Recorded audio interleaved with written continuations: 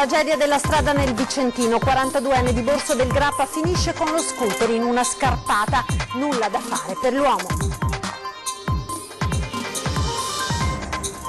Dramma in un'azienda agricola di Onè di Fonte, 62enne travolta da un trattore che si è rovesciato in un pendio, la donna ricoverata è gravissima in ospedale.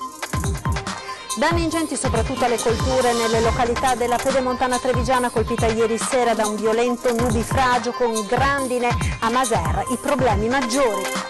Dopo 3 anni cambio al vertice della prefettura di Treviso, Laura Lega destinata a Firenze, da Pordenone arriva Maria Rosaria Laganà.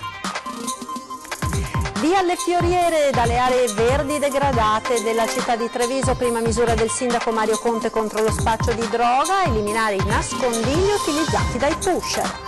Individuata e denunciata a piede libero una delle ladre specializzata negli abbracci con furto, si tratta di una donna dell'est di 25 anni. È ritornato a Treviso poco dopo un anno dal suo primo passaggio l'alpino paracadutista che sta facendo a piedi il Giro d'Italia. Abbiamo incontrato l'inesauribile penna nera di 85 anni. Buonasera, ben ritrovati con il telegiornale di Treviso. In primo piano la cronaca con il dramma degli incidenti stradali mortali, dramma che purtroppo continua. L'ennesima vittima è un 42enne di Borso del Grappa che ha perso la vita questa mattina in sella al suo scooter finito in una scarpata. Sentiamo. Una scia troppo lunga di sangue sulle strade. Ieri erano da poco passate le 21 quando lungo via Dante Alighieri a Romano Dezzolino stava procedendo in sella al suo scooter Ivan Gollin, 42 anni, residente a Borso del Grappa. Non è ancora chiara la dinamica al vaglio dei carabinieri. L'uomo avrebbe improvvisamente perso il controllo del veicolo andando a schiantarsi prima contro un albero sul ciglio della strada per poi finire nella scarpata. Quando i sanitari del 118 sono giunti sul posto, l'uomo era privo di conoscenza. I vigili del fuoco di Bassano hanno aiutato a recuperare il corpo dell'uomo, le cui condizioni erano da subito gravissime. È spirato durante il trasporto in ambulanza al San Bastiano. Ivan Gollin si era trasferito dalla Svizzera a Borso del Grappa da poco tempo, nella casa materna che veniva usata in passato per le vacanze estive. E grave infortunio sul lavoro questa mattina a Fonte presso un'azienda agricola. Una donna stava collegando al trattore il carrello rimorchio quando ad un tratto il mezzo è scivolato giù dal pendio travolgendo la donna. La 62enne rumena ha riportato gravi traumi ed è stata portata con l'eli soccorso all'ospedale di Treviso dove si trova ricoverata in prognosi riservata. Sul posto sono arrivati gli uomini del SUEM 118, lo Spisale di Carabinieri di Castelfranco che dovranno ricostruire la dinamica del grave incidente. E conta dei danni lungo il territorio della Pedemontana, flagellato ieri sera da acqua, grandine e vento, danni soprattutto all'agricoltura. Sentiamo. Diretta da Casonetto, tra Castelcucco e Monfumo, il muson sta esondando. Una delle immagini più emblematiche della serata di tempeste e paura vissute sulla Pedemontana orientale del Grappa e sull'Asolano. Il muson che esonda tra Castelcucco e Casonetto, allagando i campi limitrofi e alcune strade. Succede tutto poco dopo le 20, un'ora e mezza di nubifragio che ha colpito soprattutto Maser, ma anche Cairano, Montebelluna, Volpago, Trevignano, Cornuda. Definito dagli esperti uno dei temporali più violenti degli ultimi 5 anni in zona. Acqua con un accumulo anche di 100 mm tra Castelcucco, Pagnano e Monfumo. Grandine con chicchi di 5 cm di diametro e paesaggi in alcuni casi semi imbiancati. Malissimo direi, una cosa pazzesca, non ho mai visto una della grandine grossa, di che dimensioni, quasi un uovo. A Maser la situazione è più critica, non solo per la mitragliata di grandine su campi e giardini privati, ma anche per il forte vento che ha spezzato i rami di alcuni alberi e divelto parte della recinzione dei campi da calcio, finita in strada, tutto questo mentre le strade venivano allagate. Campi sportivi, il vento ha rovesciato tutte le recinzioni che sono cadute in via Caldiriese che abbiamo dovuto chiudere per sicurezza. Per fortuna sono intervenuti velocemente i vigili del fuoco di Asolo, i volontari della protezione civile di Maser si sono dati da fare e alle 10:30 avevamo messo tutto in sicurezza. I danni maggiori molto ingenti riguardano campi campi e colture devastati dal vento, dall'acqua e dalla grandine. Purtroppo io ho le viti adesso e penso del 70-80% sia compromesso, anche perché non è in quanto quest'anno ma anche il prossimo anno che non ci sono più tralci per poter usufruire di nuovo del raccolto. In queste ore continua la mare ennesima conta dei danni per un settore falcidiato troppo spesso dai rovesci del maltempo. Già l'anno scorso ci ho rimesso fra la gelata e la grandine un 60%.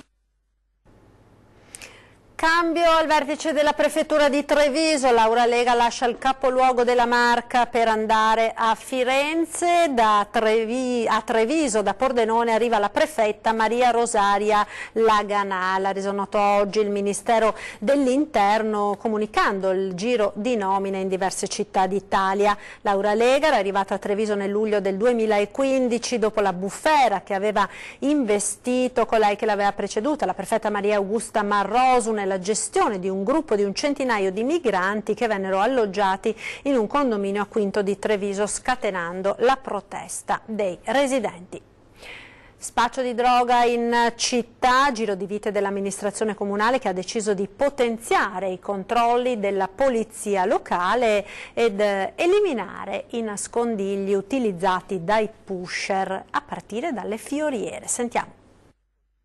Via le fioriere dalle aree verdi degradate della città, a cominciare dai giardinetti di Porta Altinia per poi proseguire nei parchi e giardini pubblici frequentati da spacciatori. Prima misura del sindaco Mario Conte contro lo spaccio di droga, eliminare i nascondigli utilizzati dai pusher per occultare o spacciare gli stupefacenti, e che le fioriere come le siepi appartate siano uno dei luoghi preferiti è stato confermato dall'ultimo blitz effettuato dalla polizia proprio nel quadrante di Porta Altinia, dai giardinetti di Sant'Andrea, via Roma, vicolo Orioli, controllate una cinquantina di persone, per lo più straniere. Con l'ausilio dell'unità cinofila sono state rinvenute alcune dosi di droga nascoste proprio tra le piante delle fioriere, di qui la decisione di eliminarle. Noi vogliamo mettere i nostri agenti nella condizione di poter lavorare nel migliore dei modi, quindi andremo, se necessario, ad eliminare tutti quei luoghi che oggi si prestano appunto a punti di interscambio e deposito di stupefacenti, quindi non lasceremo nulla al caso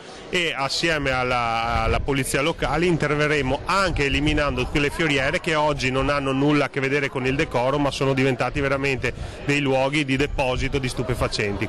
Chissà se la decisione susciterà lo stesso clamore di quella presa oltre 20 anni fa dall'allora sindaco Gentilini, che tolse le panchine dai giardinetti della stazione per impedire agli extracomunitari di sedersi. Quel che è certo è che la giunta Conte vuole partire con un segnale forte contro spaccio e degrado, e al blitz di ieri, annuncia il sindaco, ne seguiranno altri in diverse zone di Treviso. Noi vogliamo riconsegnare la nostra città alle persone per bene, alle famiglie, ai bambini e agli anziani, quindi non c'è spazio per spacciatori, balordi o gente che continua a chiedere l'elemosina. Individuata e denunciata a piede libero la ladra seriale degli abbracci, si tratta di una donna dell'Est di 25 anni, è lei che avrebbe sottratto l'orologio, un Rolex, ad un trevigiano con la tecnica appunto dell'abbraccio. Sentiamo i dettagli nel servizio. La bella e avvenente ladra seriale ha finito almeno per ora la sua carriera criminale. È stata infatti identificata e denunciata a piede libero per furto con destrezza la ladra degli abbracci. Si tratta di una giovane 25enne dell'Est residente a Bologna. Il modus operandi era sempre il medesimo. La donna raggiungeva una città, colpiva e poi faceva ritorno in Emilia-Romagna. I carabinieri di Treviso, dopo una serie di indagini ed accertamenti, hanno chiuso il cerchio. Sarebbe lei ad aver sottratto ad un 65enne di Ponzano il Rolex. La giovane di bella presenza puntava la sua vittima, poi si avvicinava dicendo le solite frasi: sei bello, vuoi fare sesso? Quindi l'abbraccio fatale con il quale la ladra riusciva a sfilare collanine e orologi. Al 65enne la donna era riuscita a portargli via un Rolex, ma quando l'uomo si accordò di non avere più il prezioso orologio, la 25enne era già sparita. Immediata la denuncia ai carabinieri. La caccia alla ladra era subito iniziata. La tecnica dell'abbraccio utilizzata dalla 25enne sembra andare per la maggiore negli ultimi mesi e non non solo a Treviso, ma come hanno spiegato gli inquirenti in tutta Italia. Questo infatti è solo l'ultimo dei moltissimi casi di furti con destrezza di Rolex e collanine d'oro nella Marca. Secondo gli uomini dell'Arma, il furto con abbraccio è compiuto non solo dalla giovane denunciata, ma anche da altre ladre in provincia. Ad essere presi di mira soprattutto gli anziani. Diversi colpi messi a segno da Treviso a Conegliano, da Montebelluna a Castelfranco. Le forze dell'ordine hanno lanciato più volte l'appello a prestare molta attenzione, non fidarsi mai e tenere a debita distanza le belle giovani sconosciute che tentano approcci sessuali con un solo fine, quello di rubare. Latitante è stato individuato ed arrestato dai carabinieri. Si tratta di un giostraio Sinti di 34 anni, residente a Castelfranco, appartenente ad una famiglia conosciuta in città. L'uomo si trovava agli arresti domiciliari per reati contro il patrimonio quando ha ricevuto la notizia di un ordine di carcerazione per diversi furti in casa commessi nel 2017 ad Udine. Il 34enne ha così lasciato la sua casa facendo perdere le proprie tracce. Questo fino alla scorsa mattinata, quando è stato individuato dai carabinieri di Castelfranco nella zona di Padova Est. L'uomo, alla vista dei militari, ha tentato la fuga, ma è stato bloccato, arrestato e portato in carcere a Treviso, dove dovrà scontare 2 anni ed 1 mese di reclusione. In questi 3 mesi il giostraio era stato ospitato in vari campi nomadi, non solo del Veneto ma anche fuori regione. La fuga quindi è terminata a Padova. Aveva abusato sessualmente di 3 ragazzine trevigiane tra i 13 e i 14 anni, ha patteggiato 2 anni con la sospensione della pena l'insegnante di musica di una scuola media del capoluogo, attualmente sospeso dal servizio.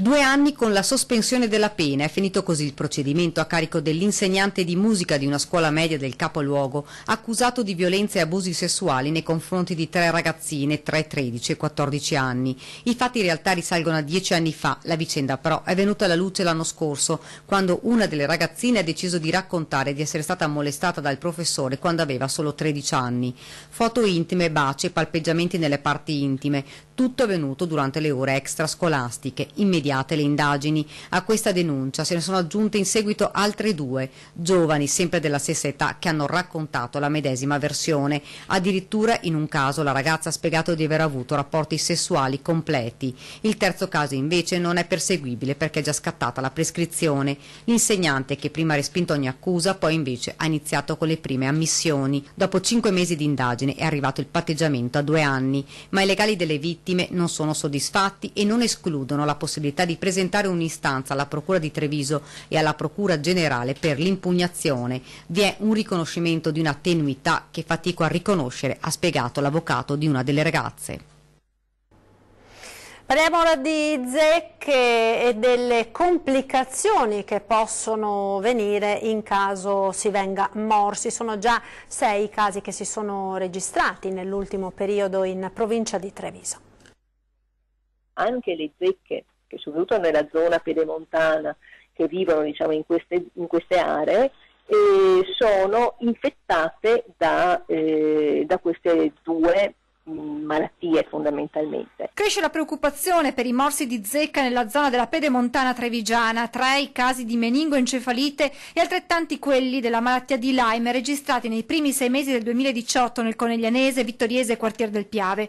Tutti i casi fortunatamente che si sono risolti senza gravi conseguenze per i pazienti. Sono almeno una decina poi le persone che sono arrivate al pronto soccorso dopo essersi accorte di avere un morso di zecca. Insetti che, se solitamente colpiscono le zone di collina, ambienti boschivi, umidi e ombreggiati, ma sono frequenti anche nei prati incolti e su sentieri poco battuti, ora sembrano essere arrivate anche a valle. È stato infatti registrato un caso di morso di zecca infetta nel giardino di un'abitazione a Vittorio Veneto. Nel caso di morso è importante togliere l'insetto nel modo più corretto, senza usare sostanze calde o chimiche, in modo che la zecca non rilasci gli agenti infettivi. Sto cercando di prenderla completamente, generalmente con una trazione con delle pinzette speciali, appoggiate il più possibile vicino alla pelle, in modo da riuscire a estrarre completamente il corpo della zecca e possibilmente anche il rostro che si è incuneato nella pelle. Cambiamo argomento, portare la storia di Treviso e dei comuni della Marca a diventare una materia scolastica a partire dalle elementari, e questa è la proposta del neo assessore all'istruzione del comune di Treviso, Silvia Nizzetto. Sentiamo. Prima settimana l'assessore intensa. Cambia completamente il registro anche familiare, devo dire veramente, pause pranzo non esistono più, non esiste più niente. Racconta così i primi 7 giorni nella centrifuga di Cassugana, il neoassessore allo sport, associazioni e istruzione della giunta di Mario Conte. Giorni già utilizzati come oggi per visitare le strutture e capire meglio le situazioni. Oggi giro per gli asili infantili e devo dire che tra l'altro, siccome io ho 3 figli, non ho potuto sfruttare l'utilizzo degli asili, quelli comunali, sono rimasta sorpresa perché sono molto belli, anche se sono delle strutture che hanno i loro anni, però sono veramente con una logica che ancora rispecchia un po' anche il bambino, gli spazi, quindi li ho visti bene. Assessore che ha già in mente di promuovere alcuni obiettivi per le scuole trevigiane. Il primo, portare la storia locale, e non solo di Treviso ma dei comuni della Marca, come materia didattica sin dalle elementari. Perché la scuola forma i giovani ed è giusto che li formi anche su quelli che sono poi i nostri valori, la nostra identità, una storia infinita che abbiamo, perché 11 secoli di storia non li studiamo a scuola, e io dico sempre gli ultimi 150 anni va bene, però tutto quello che c'è stato prima è una civiltà che ha insegnato al mondo, siamo stati insomma riconosciuti da tutti anche a livello internazionale, i veneti hanno una storia di cui devono andare orgogliosi, e credo che i nostri ragazzini da piccolini a grandi abbiano il dovere ma soprattutto il diritto di sapere da dove provengono. Da quando Treviso era uno dei pochi municipi romani con 4 consoli, al libero comune con il Podestà e Mestre come porto trevigiano, dalle meraviglie idrauliche di Fra Giovanni Giocondo con la Brentella, alle vicende amorose di Ugo Foscolo in Villa Franchetti e quelle di Eleonora Duse, Caterina Cornaro e Freia Starca ad Asolo, sono solo alcuni dei punti di un programma didattico unico ed affascinante che Treviso sta già condividendo con altri comuni della Marca. C'è molto da conoscere e l'entusiasmo c'è, è una cosa che porto, è il mio sogno nel cassetto. Posso dire così, un sogno nel cassetto che vorrei riuscire pian pianino, già ne sto parlando anche con altri sindaci, vediamo. A Mogliano, ieri vi abbiamo raccontato nel nostro telegiornale la storia di Natascia Nobile, la prossima sposa che si è trovata il gazebo di una festa paesana con tutto l'annesso di cassonetti eccetera, proprio installati davanti al municipio dove domani esprimerà il suo sì. Una cerimonia quindi in parte rovinata che ha già con questa storia fatto il giro della città dividendo le opinioni. Sentiamo. È diventata la notizia del giorno a Mogliano il matrimonio rovinato di Natascia, una vicenda che ha diviso i moglianesi tra chi sta con la sposa in una sorta di solidarietà tutta al femminile e chi sta con il comune che a rigor di pratiche avrebbe concesso solo la sala consiliare. C'era già fuori da tempo sta cosa qua su Facebook, su tutti i social, quindi ha sbagliato la sposa insomma? Secondo me sì. Però a Mogliano, anche storicamente parlando, la mediazione è di casa, per cui si potrebbe togliere qualcosina davanti e fare un rinfresco offerto dal sindaco. No, soluzione democratica, non democristiana. La fazione giovane della squadra rosa invece punta a far levare tutto. Dovrebbe smontare tutto. Sì, anch'io penso parlerei col comune e fare smontare tutto. Avete visto cosa c'è lì da smontare? Sì. Vabbè, però è un matrimonio, non lo so, cioè qualcosa si fa, una sposa investe un sacco sulla sua preparazione, deve spiccare, quindi o si muove in modo che lei sia comunque la regina o si smonta. Io sto con la sposa, hashtag. Poi c'è chi propone di salvare, come si dice, capre e cavoli. Una soluzione di compromesso? Uno sconto ai gazebo per la sposa. E ancora c'è chi spera in un colpo di scena. Come matrimonio, sempre un indovino. Un punto di domanda. Ma se lei fosse il sindaco? Vedendo io fosse il sindaco, il minimo chiedere scusa e fare la festa con la sposa. Come sempre dalle donne i consigli pratici per risolvere brillantemente la situazione. Io mi sposerei in simpatia, faccio pure il rinfresco lì, un bel aperitivo e tanti saluti, no? Un'idea che piace molto allo chef della festa paesana. Io a casa ho il vestito da sposa di mia moglie, potrei anche mettermelo, insomma così potrei fare anche un po' di scena. Lei è lo chef? Sì. fino a 5 minuti fa sì. Da ora non più. Infine, scartato in assoluto lo slittamento ad altra data della cerimonia. No, non si riveste, no, non è la stessa cosa. Io sono truccatrice ed è un giorno. Ed è quel giorno. Ci fermiamo ora per la pubblicità, tra poco restate con noi.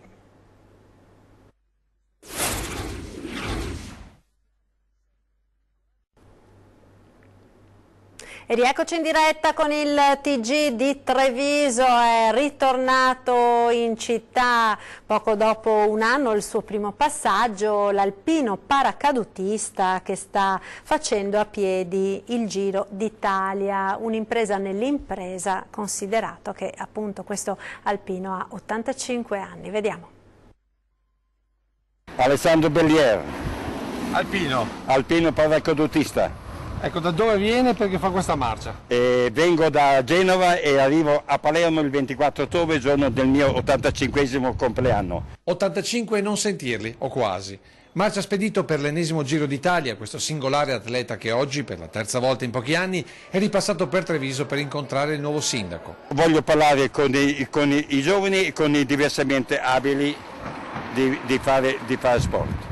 È la quinta marcia dell'Alpino Belliere, che vuole promuovere, con gli oltre 20.000 km già percorsi a piedi, l'attività motoria anche come forma di socialità vera e non virtuale. Io voglio dire ai giovani di stare leggermente meno sullo smartphone e leggermente meno sul computer e fare sport, qualsiasi tipo di sport. Anche fare qualche camminatina di 1 chilometro o 2 tutti quanti i giorni, perché a camminare in una Italia così bella è un peccato stare chiusi oppure internati con questi computer che fanno con tutti questi giochini. Non cede di un passo l'alpino paracadutista che a 85 anni sa di essere un esempio di energia per tutti, cronista compreso, che con un po' di fiatone chiede: Ecco, ma senta, ma perché camminare? Cioè, voglio dire, alla sua età non poteva starsene tranquillo a casa, no?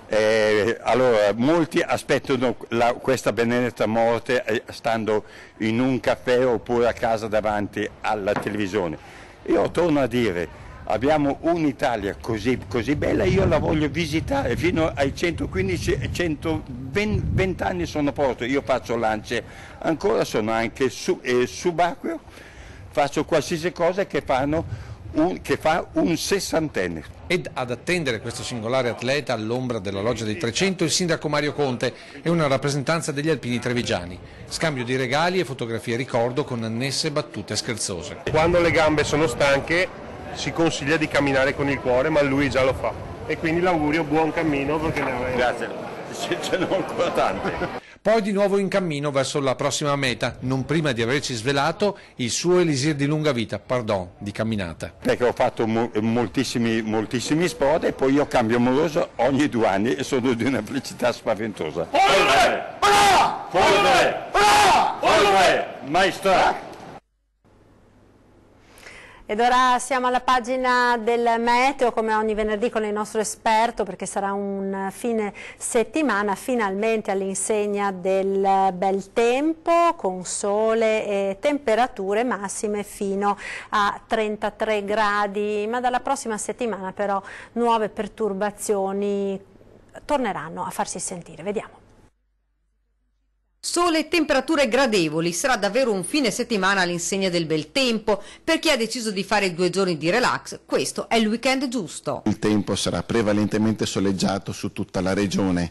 Le temperature saranno decisamente estive ma piuttosto gradevoli a causa dei venti deboli di maestrale che soffieranno su tutte le province. Cielo sereno sia sabato che domenica con temperature massime che raggiungeranno i 33 gradi, un clima piacevole senza l'afa delle ultime settimane. L'afa non si farà sentire appunto a causa di questi venti un po' più freschi di maestrale e quindi i 30-33 gradi che si raggiungeranno saranno piuttosto asciutti e più secchi. Ma il sole non durerà a lungo, in arrivo infatti il maltempo. La settimana prossima ci sarà un nuovo tentativo dell'alta pressione di riconquistare e proteggere ulteriormente la nostra regione, però non ce la farà.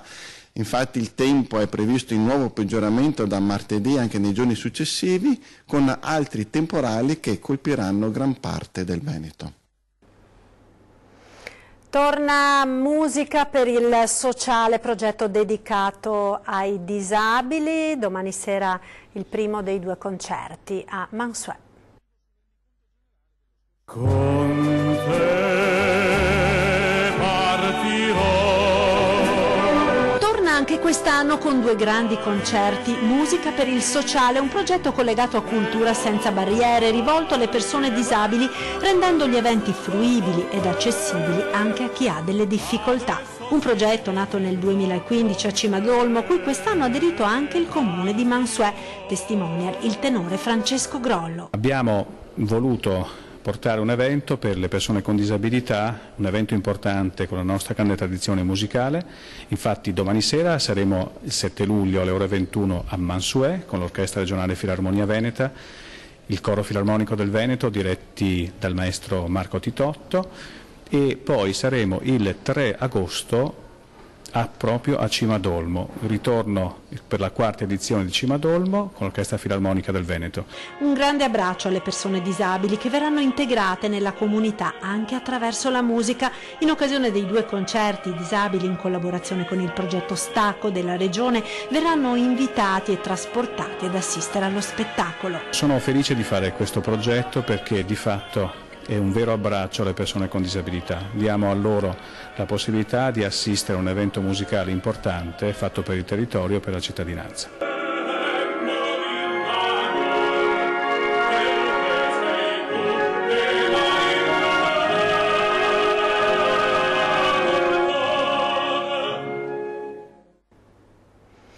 Tra poco ritorna 20:10, ospite in studio questa sera Massimiliano Barison, consigliere regionale di Fratelli d'Italia, e Silvano Piazza del Partito Democratico. È tutto per questa edizione, grazie per essere stati con noi. Nel dettaglio ora le previsioni del tempo per la giornata di domani. Arrivederci.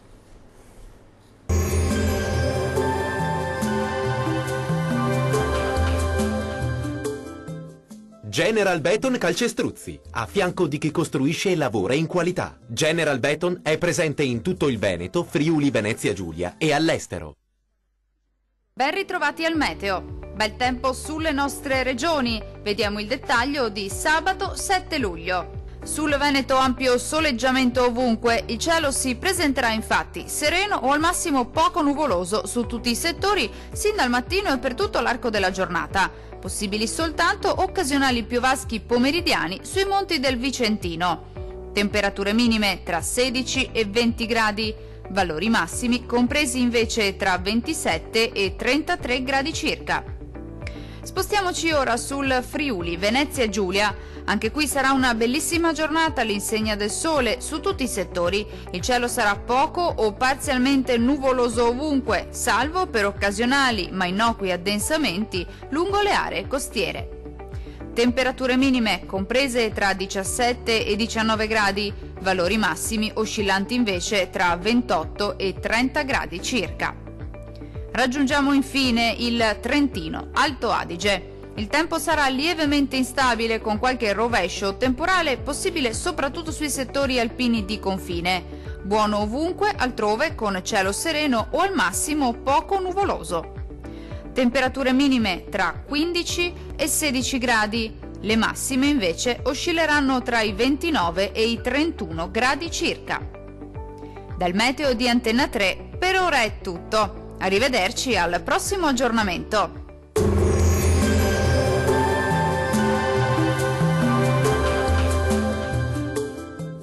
General Beton Calcestruzzi, a fianco di chi costruisce e lavora in qualità. General Beton è presente in tutto il Veneto, Friuli, Venezia Giulia e all'estero.